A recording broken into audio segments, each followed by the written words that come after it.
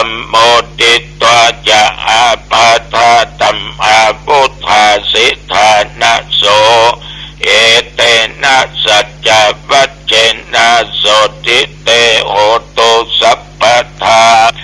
ปะหินาเตจะอาปาทาตินันนัมปิมะเอสินังมัคคะอัตตะกิเลสวะ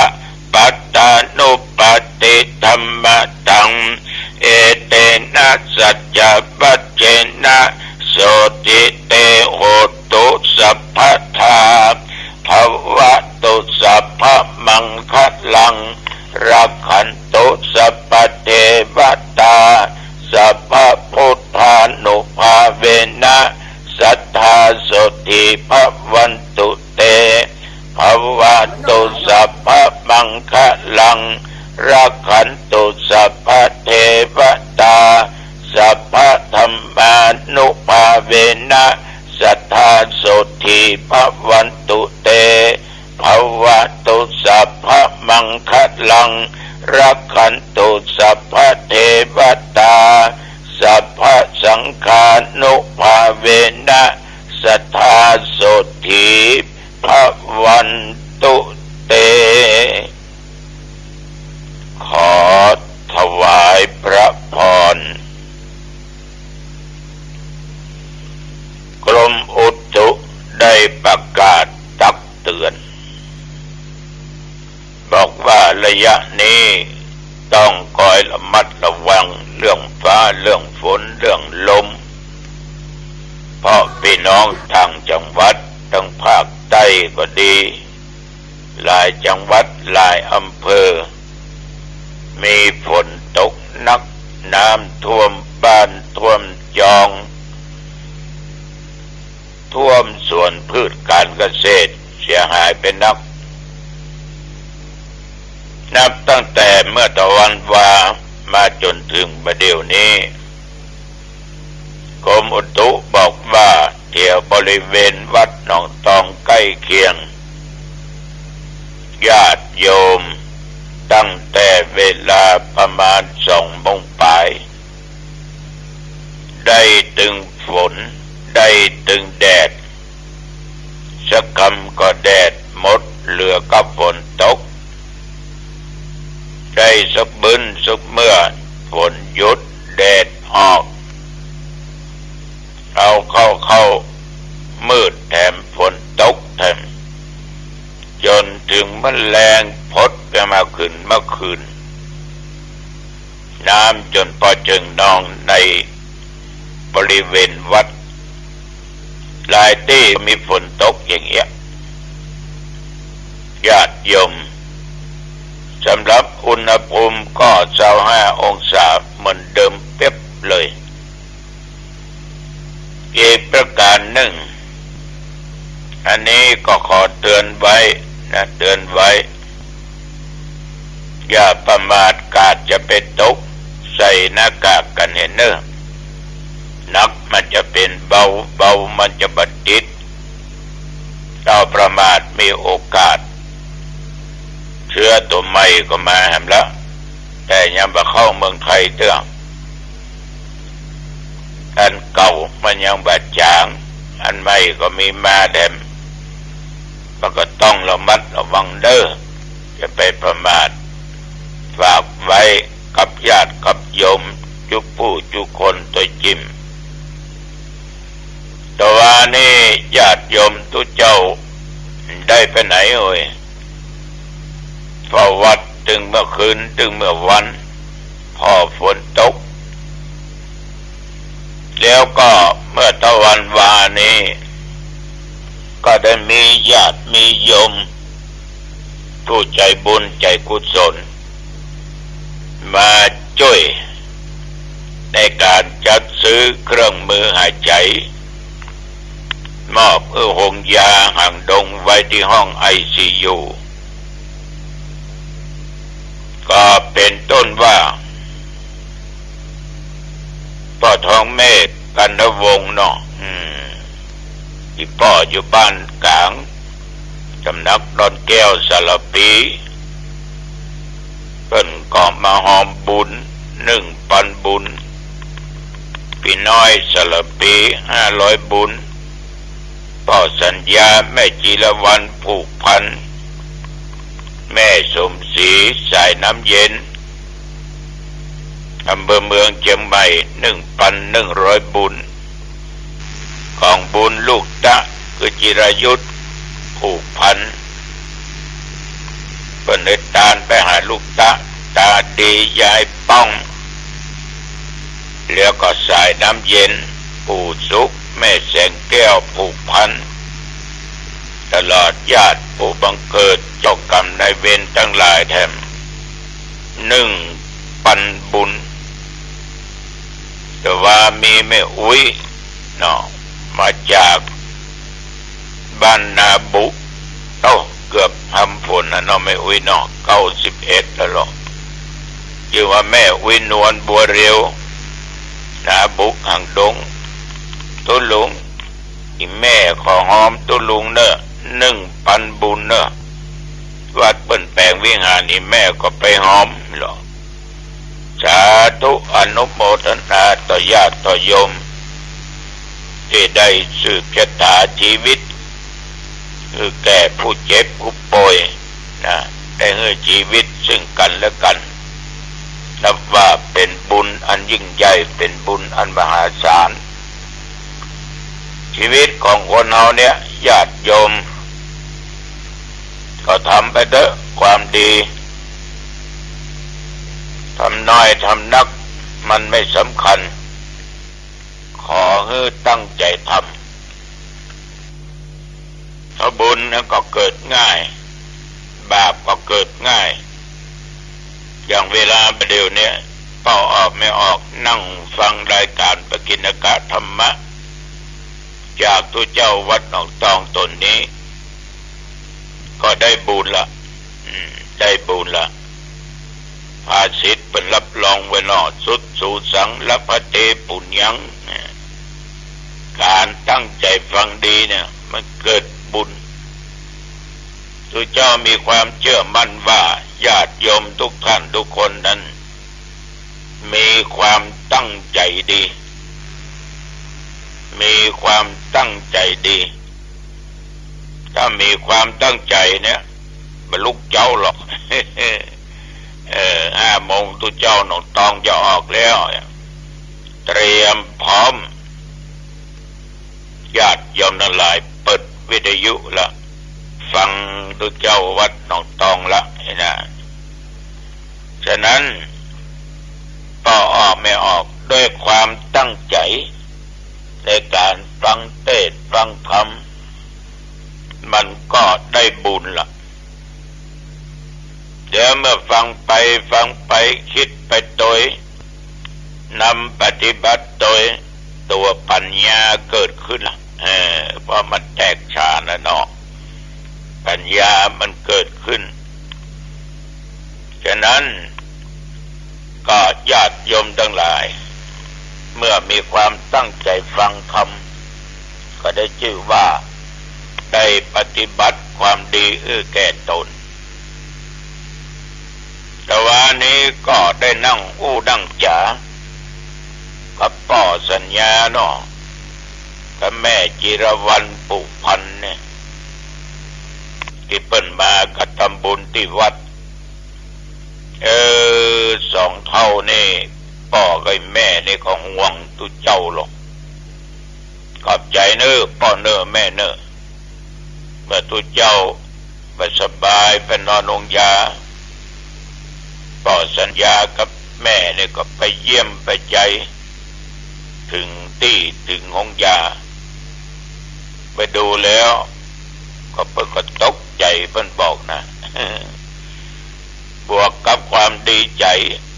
ที่ยังได้ฟังตัวเจ้าตัวนี้เทศอยู่ยังมีสุขภาพพลามัยกลับขึ้นมาเกือบปกติอยู่ก็ได้ได้จากันเรื่องโรคภัยไข้เจ็บต่างๆนั้นนะเรื่องการซื้อเครื่องมือการแพทย์เครื่องช่วยหายใจคือแก่องค์ยาก็ออกไม่ออกแต่ว่าได้นั่งสนทนาธรรมกันก็ เป็นเวลาพอสมควรพ่อกับแม่เพิ่นก็ลาปิกบ้านปิกจองเพิ่นก็อยู่อำเภอเมืองจังหวัดเชียงใหม่อาตมาภาพก็ถือว่าการที่เราได้มาบวชเป็นตุเจ้าอยู่ในวัดในวาเนี่ยได้เป็น60 กว่าปีละนี่นะก็นับว่าเป็นบุญเป็นกุศลเขาจะหันได้ว่าในสมัยก่อนนั้นเมื่อพระพุทธเจ้ายังมีพระชนมายุอยู่นั้นแต่ก่อนมีถึงฤาษีมีถึงชีพราหมณ์มีหลายหมู่หลายคณะที่เปิ้นออกศึกษาปฏิบัติธรรมค้นคว้าธรรมพระพุทธเจ้าของเราก็ได้เกิดเป็นฤาษีปฏิบัติจนถึงขั้นได้สำเร็จฌานก็มีลูกศิษย์ลูกหามีบริวารเป็นจำนวนมากอยู่ที่ป่าหิมพานต์มาครั้งหนึ่งเป็นฤดูฝนก็ได้พาพวกลูกศิษย์ลูกหาที่อาศัยได้เข้าไปอยู่ในพระราชอุทยานของพระเจ้าเมืองปาราณสีก็ปฏิบัติในเรื่องของศีลของธรรมอย่างดีอย่างเคร่งครัดเมื่อหมดฤดูฝนแล้วเจ้าเมืองปาราณสีก็ขอให้อยู่ก็นิมนต์พระคุณเจ้าทั้งหลายถ้าไปไหนเนอะอยู่ในสวนอุทยานเนี่ยอยู่ต่อไปได้ไม่มีปัญหาก็ได้บอกลูกศิษย์และบริวารกลับไปอยู่ป่าตามเดิมต่อมานั้นมีศิษย์คนหนึ่ง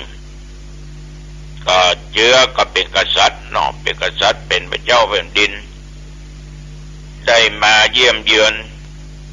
พอดีเพิ่นได้บวชเป็นฤาษีเวลานั้นญาติโยมทั้งหลายสัญญาเจ้าเมืองปาราณสีนี่ก็ได้เสด็จไปหาอาจารย์เหมือนกันศิษย์คนนั้นก็เป็นพระราชาบวชเป็นฤาษีก็บ่ยอมอ่อนน้อมบ่ลุกลับบ่เป็นวาจาบ่จะได้แต่ว่าได้เป็นวาจาว่าสุขติงก็คือสุขจริงๆพระเจ้าปาราณสีฟังบ่เข้าใจโคตรหาว่าฤาษีเนี่ยบ่เคารพฤาษีตัวเนี้ยมันจะกินอิ่มล้ำไปสบายล้ำไปญาติโยมก็เข้าใจผิดไปผู้เป็นอาจารย์ก็จึงบอกว่าเอาเจริญพรมันปัจจัยเนอะที่เป็นวาจาอย่างนี้ก็เพราะว่าท่านนั้นได้นึกถึงความสุขในการที่ได้เสียสละบ้านสละเมืองเข้ามาบวชเป็นบรรพชิตมันดีกว่าความสุขในการเป็นฆราวาสเป็นเจ้าบ้านคือเมื่อก่อนเปิ้นเป็นพระราชาเหมือนพระมหาบพิตรเนี่ยแต่ในเวลาที่เปิ้นเป็นพระราชานั้นเปิ้นเปรียบเทียบว่าย่อมมีความสุขเหมือนการที่ได้มาบวชเขายังมีความกลัวความเกรงต่อพระราชาอยู่มากก็ได้ได้จ่าพญาเมืองปาราณสีฟังก็จึงได้เข้าใจกัน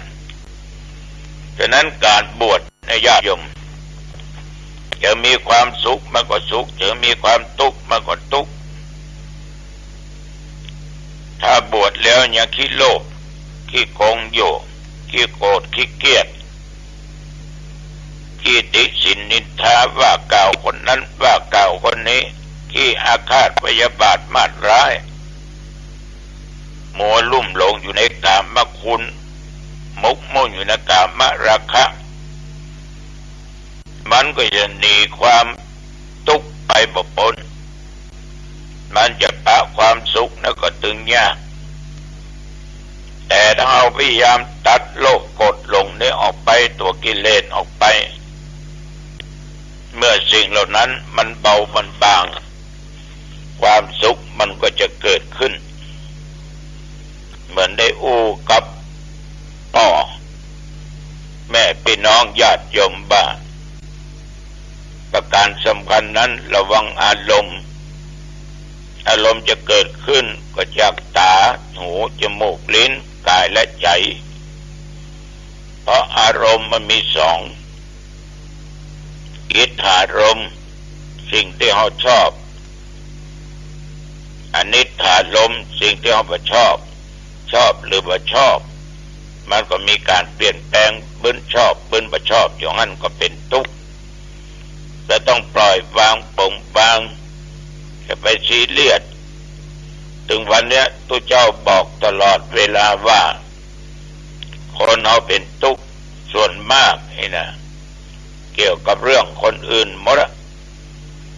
ตาหันปัญญาอย่างนั้นหูได้ยินเวทฟังอย่างนั้นชอบอกก็ชอบใจมาคัดอกคัดใจเป็นทุกข์ก็จ้างไม่อย่างเนาะไปหูไปหันอย่างมาไปเก็บมาอย่างมาเป็นทุกข์อย่างไม่ได้หูได้ฟังเสียงเป็นอู้เป็นจาอย่างก็ถูกใจตัวเก่าเก็บมามันก็ทุกข์อะต้องปล่อยวางญาติโยมปลงวางก็นึกว่ามันเป็นกรรมเป็นเบญของแต่ละบุคคลที่สร้างไว้ดังนั้นสิ่งเหล่านี้จึงขอฝากและก็ออกไม่ออกทั้งหลายตัวจิมเนอร์แต่จะร่วมบุญร่วมกุศลจัดซื้อเครื่องมือการแพทย์ก็ช่วยหายใจไว้ห้อง ICU ของวงยาห่างดงก็เชิญได้เนอะเอาละวันนี้ปองให้พอดีอายุวันโนสุขังพลังพบกันใหม่โอกาสหน้าเจริญพรพระพุทธองค์ท่านตรวจดูอินทรีย์ของสัตว์ก็พบว่ามัทธกุลทะเลเนี่ยอยู่ในของพยานจะต้องเสด็จไปโปรดท่านก็ไปในลักษณะที่มีนิมิตภาพนี้ให้ปรากฏมัทธกุลทะเลเห็นภาพพระพุทธองค์ในนิมิตจะยกมือไหว้ก็ไม่ได้แล้วจะกล่าวคำสรรเสริญก็กล่าวไม่ได้แล้วเพราะว่าใกล้จะตายเต็มทีแล้วจิตใกล้จะดับแล้วก็น้อมจิตนึกถึงพระพุทธองค์จากการน้อมจิตนึกถึงอย่างนี้มัทธกุลทะเลมนุษย์ก็สิ้นใจผลแห่งการนอบน้อมต่อพระพุทธองค์ด้วยใจเพียงแค่นี้มัทธกุลทะเลมนุษย์ได้ไปเกิดเป็นเทพบุตรจากความเลื่อมใสในพระพุทธเจ้าด้วยใจเพราะฉะนั้นการนอบน้อมในสามทางนี้บางทีเรานอบน้อมด้วยกายไม่ได้อย่างสาธุชนนั่งฟังเทศเนี่ยถ้านั่งฟังไม่ได้ก็นอนฟังได้ไม่บาปนอนฟังพนมมือไม่ได้ก็ไม่ต้องพนมมือนอนฟังได้ไม่บาปขออย่างเดียวว่าให้มีจิตนอบน้อมต่อพระรัตนตรัยแล้วไม่บาปเพราะว่าเรานั่งไม่ไหวแล้วก็นอนสินอนฟังหรืออย่างเรานอนฟังวิทยุนอนฟังพระธรรมเทศอะไรเนี่ยโยมหลายคนวิตกว่าจะบาปไหมเพราะบางคนนี่นั่งพนมมือไหว้วิทยุอยู่ทั้งวันเลยบางทีก็ทรมานร่างกายตมาบอกบ่อยๆว่าไม่บาปหรอกนอนฟังเอาไปไว้ที่หัวนอนเอาไว้ในมุ้งเอาไว้ที่ไหนในส้วมก็ได้ในห้องน้ำก็ได้ขอให้ฟังกันแล้วกันจะทำจิตอะไรก็แล้วแต่ขอให้เราฟังตั้งใจฟังเอาจิตน้อมถึงเป็นบุญทั้งนั้นแล้วก็ไม่ถือเป็นบาปเพราะอันนี้เป็นมโนวันธนานอบน้อมด้วยใจเราเอาจิตนอบน้อมก็ใช้ได้เนี่ยเป็นการนอบน้อมต่อพระสัมมาสัมพุทธเจ้าต่อพระธรรมและต่อพระสงฆ์ด้วยลักษณะดังกล่าวทั้งกายวาจาใจทั้งสามทางเนี่ยก็ขอให้เราได้เลือกเอาว่าเราจะน้อมด้วยวิธีการอย่างไรส่วนคำว่าอภิธรรมส่วนคำว่าภาสิตสังนี่แปลว่าการกล่าวคือท่านจะกล่าวท่านจะแสดงท่านจะร้อยกรองขึ้นมาละว่าอภิธรรมเนี่ยมีอะไรบ้างและคำว่าอภิธรรมมัชฌัสังฆหังเนี่ยคำว่าอภิธรรมะนั้นหรือคำว่าอภิธรรมความจริงอภิธรรมเนี่ยเราก็ได้ยินได้ฟังกันมานานแล้วและเราก็เข้าใจว่าหมายถึงธรรมอันยิ่งธรรมอันยิ่งธรรมอันสูงยิ่งเนี่ยเรียกว่าอภิธรรมทีนี้พอพูดถึงอภิธรรมแล้ว ก็มาติดประเพณีของเรานั้นถ้าพูดถึงเรื่องฟังอภิธรรมก็หมายถึงว่าพระท่านสวดสำหรับคนตายเท่านั้นแหละจึงจะสวดอภิธรรมไปฟังพระสวดอภิธรรมก็หมายถึงว่าไปงานศพถ้าไปฟังพระเจริญพระพุทธมนต์สวดพระปริตก็หมายถึงไปงานมงคลซึ่งความจริงแล้วคำว่าอภิธรรมเนี่ยก็เป็นพระปริตถ้าเป็นมนต์ก็เป็นพุทธมนต์เป็นยอดของพุทธมนต์แต่ว่าเรามักจะเข้าใจกันไปในทางที่ไม่เป็นมงคลว่าสำหรับสวดให้คนตายเนี่ยพอพระสวดอภิธรรมกุศลาธรรมาเนี่ยบางคนที่กลัวผีก็ขนลุกสู้ซ่ากลายเป็นของน่าเกลียดน่ากลัวไปว่าเราใช้สวดคนตายความจริงอภิธรรมนี่เป็นธรรมที่สูงยิ่งเราจะสวดงานมงคลก็ไม่เสียหายอะไรเราจะสวดงานขึ้นบ้านใหม่งานแต่งงานทำบุญอายุก็ได้ไม่เสียหายแต่เราไม่กล้า